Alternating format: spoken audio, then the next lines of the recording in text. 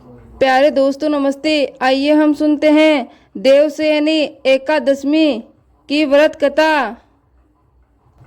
जो भी व्यक्ति देवशयनी एकादशी का व्रत रखता है वो व्रत में एकादशी की कहानी जरूर सुने।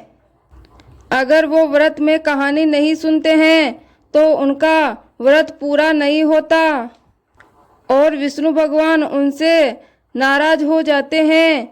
तो व्रत में ये कहानी जरूर सुने। आइए कहानी की शुरुआत करते हैं। एक बार राजा की प्रजा बोल रही थी कि हम बहुत महान भाग्यशाली हैं जो हमें ऐसा राजा मिला है। हमारे राजा देश भर में एक ऐसे इकलौते राजा हैं जिसके राज्य में प्रजा सुखपूर्वक अपना जीवन बिताती है। उनकी ये बातें राजा मानदाता सुन लेते हैं और वो प्रजा की बातें सुनकर बहुत ही खुश होते हैं। राजा बोलता है कि हम बहुत ही प्रसन्न हैं कि हमारी प्रजा हमारे से बहुत खुश है। हम सदैव यूं ही अपनी प्रजा को खुश देखना चाहते हैं। सदियों के समय में सूर्यवंशी के पराक्रमी और धर्मनिष्ठ राजा मानदाता राज करते थे। राजा बहुत चक्रवर्ती और प्रजा के हित में सोचने वाले थे, इसलिए उसके राज्य में पूरी प्रजा अत्यंत सुखी और मंगलमय जीवन जिया करती थी। राजा मानदाता नैतिक प्राय से परिपूर्ण था और यही कारण था कि किसी भी प्राकृतिक आपदाओं और अवरोधों के बिना राजा मानदाता ने कई साल सुखपूर्वक प्रजा पर राज किया। लेकिन राजा के समय में एक ऐसा समय आया जिसमें राजा के राज्य में अकाल पड़ा। सारा राज्य अकाल की आंधी में निपट गया। इन 4 वर्षों में बिल्कुल भी वर्षा नहीं हुई। प्रजा बोली, हमारे राज्य में 4 साल से बिल्कुल भी वर्षा नहीं हुई है, जिससे हमारे पूरे राज्य में भयंकर अकाल पड़ गया है। अब हम सब कैसे अपना जीवन यापन करेंगे। फिर दूसरी महिला बोली, मेरा तो भगवान से विश्वास ही उठ गया है। जैसे इंद्रदेव तो वर्षा करने के इच्छुक ही नहीं है। ये बातें सुनकर प्रजा का व्यक्ति बोला, यदि ऐसा ही रहा तो हम भूखे मर जाएंगे। उस व्यक्ति की बातें सुनकर उसकी पत्नी बोली, ये आप कैसी बातें कह रहे हो जी। वो व्यक्ति बोला, सही तो कह रहा हूँ सीता, वर्षा के बिना खेती नहीं हो पाएगी। सारे खेत सूखे ही पड़े रह जाएंगे और ना ही हमारे लिए पीने का पानी बचेगा। तो अब हम सबका मरना तो निश्चित है। उतने में दूसरी महिला बोली, मोहन भाई साहब तो बिल्कुल ठीक ही कह रहे हैं। कुछ ही दिनों में हमारे भूखे मरने के दिन आ जाएंगे। मोहन बोला, मुझे लगता है अपना ये दुख अपने राजा को बताना चाहिए, वो ही अब हमारी कुछ सहायता कर सकते हैं। सारी प्रजा इकट्ठी होकर राजा के पास चली गई। सारी प्रजा राजा को प्रणाम करती है। राजा बोलता है, क्या हुआ, आप सब इतने चिंतित किस लिए हैं। प्रजा बोली, हे राजन, आप हमेशा हमारे हित के लिए कार्य किया है। कृपया वर्षा और हमारे अन्न के अभाव में भी हमारी रक्षा करें। हम आपकी शरण में आए हैं राजन। महाराज, हमारे राज्य में पानी की कमी पड़ गई है। वर्षा न होने के कारण भयंकर अकाल पड़ गया है। प्रजा की वेदना सुनकर राजा भी चिंता में आ गया।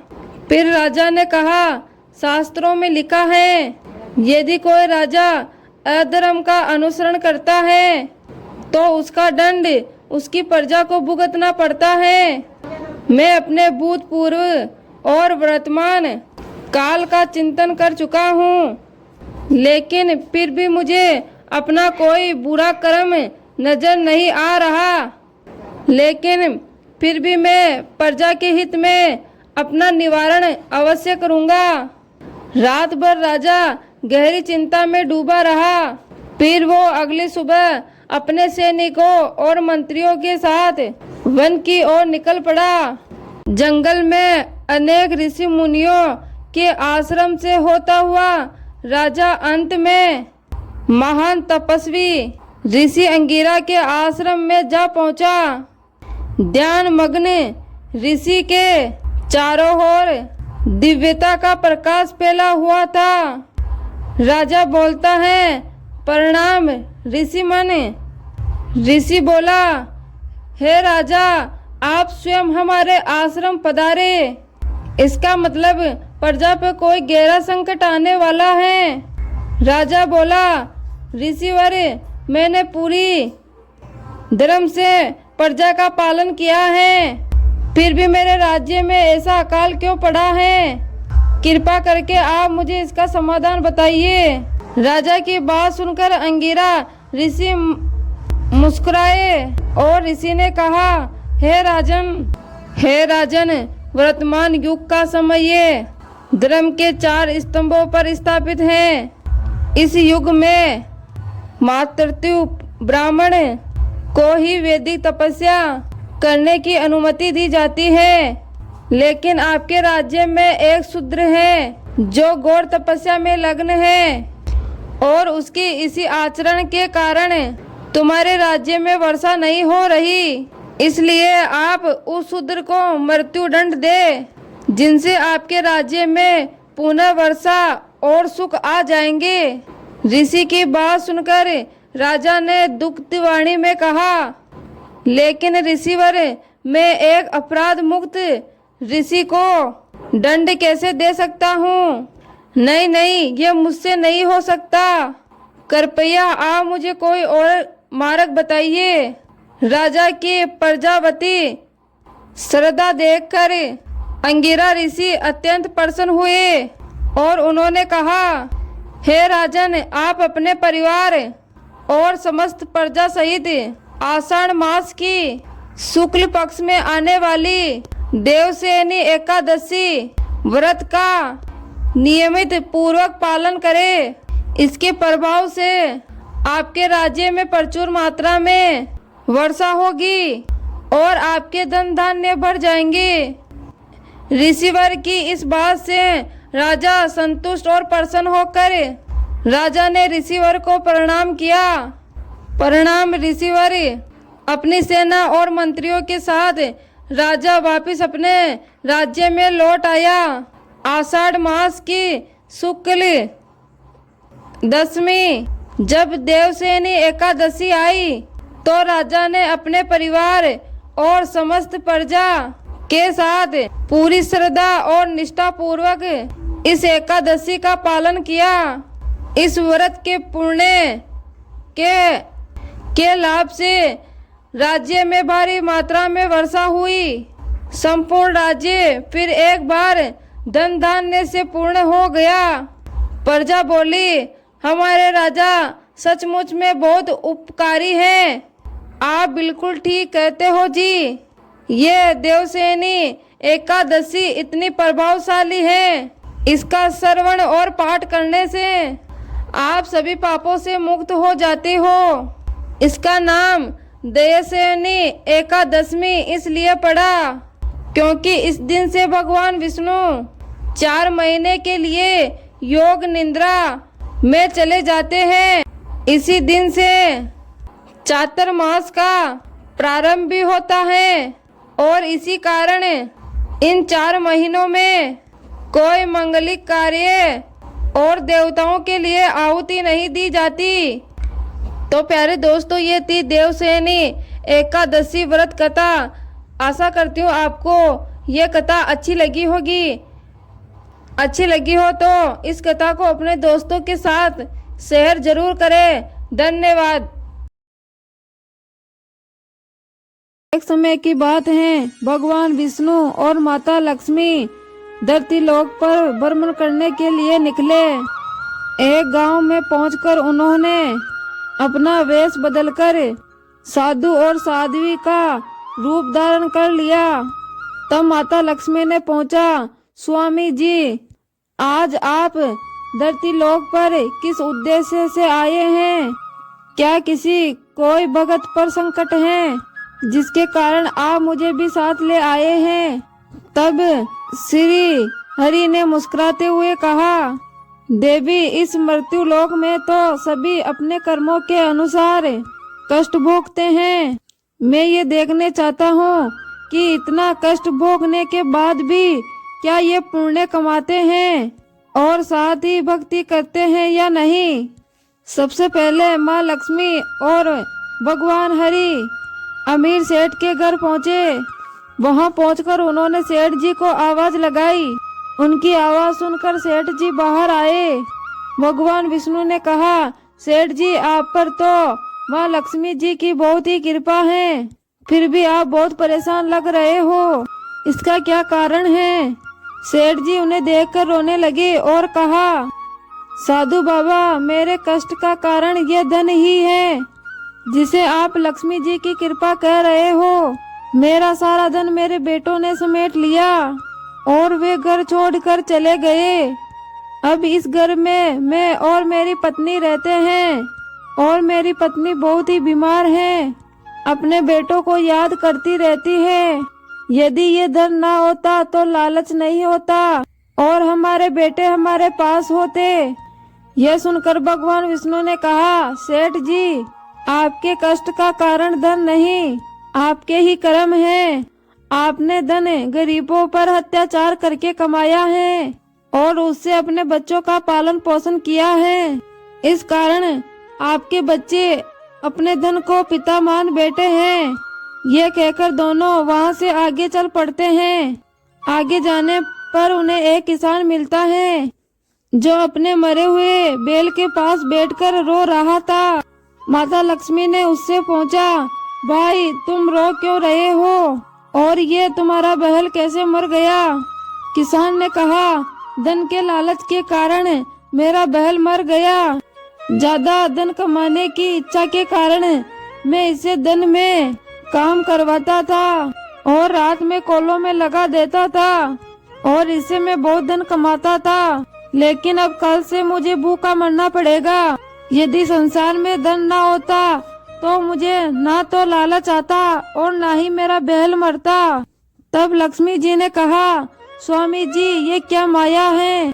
मैं तो सोच रही थी कि इस संसार में धन और वैभव के कारण सब मेरी पूजा करेंगे, लेकिन ये तो धन से ही परेशान है। तब श्री हरि ने कहा, ऐसा नहीं है देवी, ये सब कर्मों का फल है। यह बैल एक साहूकार था जो गरीबों को पैसा देकर अपना गुलाम बना लेता था और उनसे दिन रात काम करवाता था। उसी को चुकाने के लिए यह इस जन्म में बैल बना है और आज इसका कर्ज उतर गया। तब लक्ष्मी जी ने कहा, स्वामी जी, इन सब के पीछे धन की ही वजह है। यह सब सुनकर भगवान विष्णु ने कहा, आगे चलते हैं। आगे कुछ दूर जाने पर उन्हें एक झोपड़ी दिखाई दी जिसके बाहर एक दीपक जल रहा था। भगवान विष्णु और माता लक्ष्मी जी वहां पहुँचे। भगवान विष्णु जी ने पुकारा, कोई है जो हमें भोजन करवा सकता है? यह सुनकर एक औरत घर से निकलकर बाहर आई। हे साधु जनों, पधारिए, मेरे छोटे से घर में आपका स्वागत है। वे दोनों अंदर चले गए। तब लक्ष्मी जी ने पूछा, आपने घर के बाहर दीपक क्यों जला रखा है? तब उस औरत ने कहा, मेरा नाम सुजाता है। यह दीपक मैंने आने जाने वालों के लिए जलाकर रखा है, जिससे वो अंधेरे में रास्ता ना भटक जाए और यदि उन्हें कोई कष्ट हो तो हम उसकी मदद कर सके।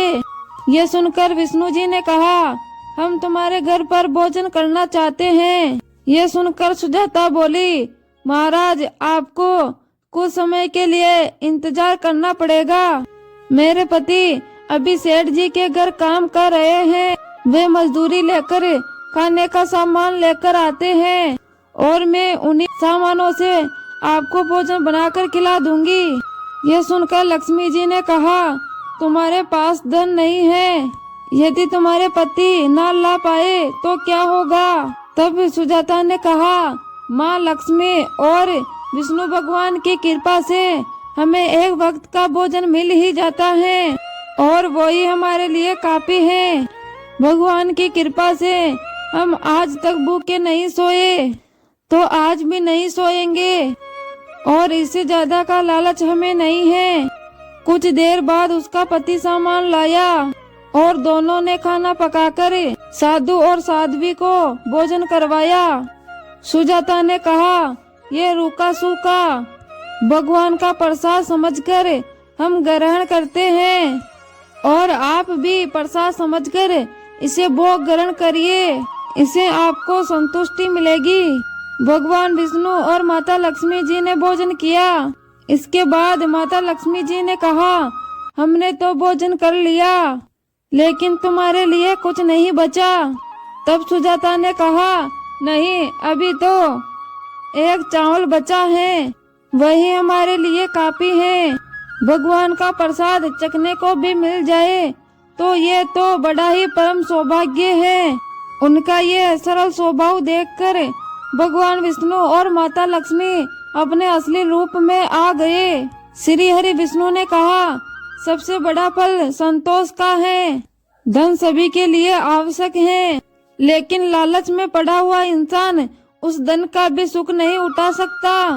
तुम दोनों ने आज खुद भूखे रहकर हम दोनों को भोजन करवाया। आज से इस घर में अन्न धन के भंडार भरे रहेंगे। दोनों पति और पत्नी उसके चरणों में गिर गए और बोले, भगवान कुछ देना है तो अपनी भक्ति दे दो। भगवान विष्णु और माता लक्ष्मी ने उन्हें आशीर्वाद दिया और वो दोनों वहाँ से अंतर्ध्यान हो गए। उसके बाद से वो दोनों सत्संग और भजनों में अपना सारा समय बिताने लगे। प्यारे दोस्तों, आपको ये कहानी कैसी लगी हमें कमेंट बॉक्स में कमेंट करके जरूर बताएं। धन्यवाद।